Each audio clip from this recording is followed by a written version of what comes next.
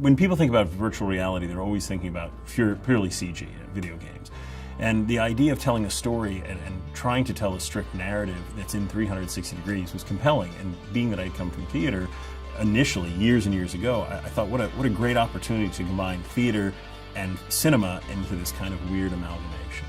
The biggest challenge, of course, in directing in virtual reality and blocking any scene is that you, in essence, are seeing 360 degrees in full round. I really had no idea how we were going to do any of this. I didn't know, first of all, we didn't know if we could even cut. Everybody said, you can't cut, it has to be first person, you can't move the camera.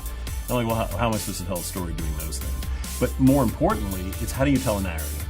You know, the contemporary thinking of maybe younger directors that are coming out of film school is, I'm going to cover everything with 3 cameras, and then I'll just assemble the film in post, and I'll get a close-up, some wides, maybe this really cool tracking shot, and we'll cut in between and we'll make the film in post. Well, in virtual reality, you cannot do that. You really have to understand how that camera and how the actors and how the scene is blocked out and is going to tell a story.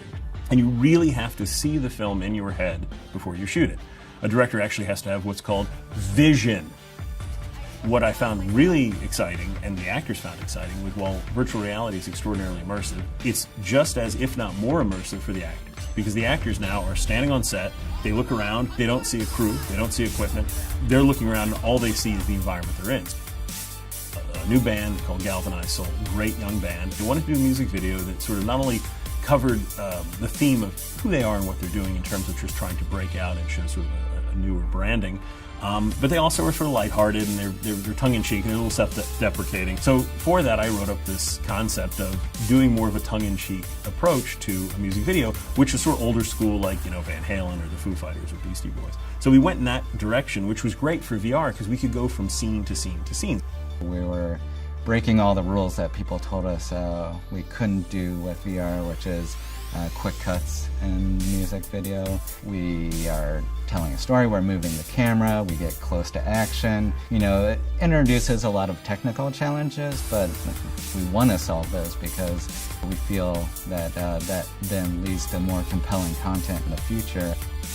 In working with the Foundry, we had talked to the Foundry and said this is some of the things we're doing, and Foundry said, well, we're kind of thinking about VR, this is really great, and Jeff gave a laundry list of these would be great tools to have. A few months later, we start getting these great tools initially developed that are, for lack of a better term, sort of saved us on the music video, because even though the work Jeff was doing was great, the tools made it so much easier.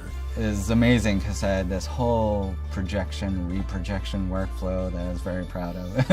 And they had one node that replaced that entire process. So it processed significantly faster. Things that were taking forever to rendered near instantaneously.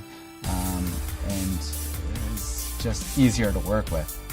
When you have a moving camera shot in 360, stereoscopic, you have all the challenges of each of those things compiled on top of each other. Resolving the cameras together is much more challenging and stereoscopic. For any work you do on one eye, it has to translate beautifully to the other eye. When you're repairing the stitching between cameras, it might look good in one eye, terrible in the other, and suddenly the person's like completely distorted in your stereoscopic view, as well as the normal issues of your shelving stereoscopic depth on top of stitching depth. And then once you're moving the camera, you're introducing depth changes over time and stitching changes over time, and it becomes like this compounding mess that you have to deal with.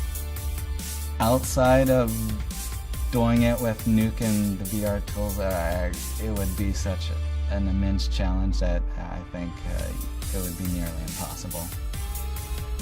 Where's VR going to be in 2 years? That's a good question. I think it boils down to just the content. The thing that I never lose faith in is that somebody will come up with terrific technology. Let me tell you, watching a 20-something person watching Lawrence of Arabia on an iPhone is criminal and ridiculous, but people don't have the time to go to the movies. But what VR does in that aspect is you can take something on your phone and put sort of like a 3D, 360-degree, almost IMAX screen on your head anywhere you are.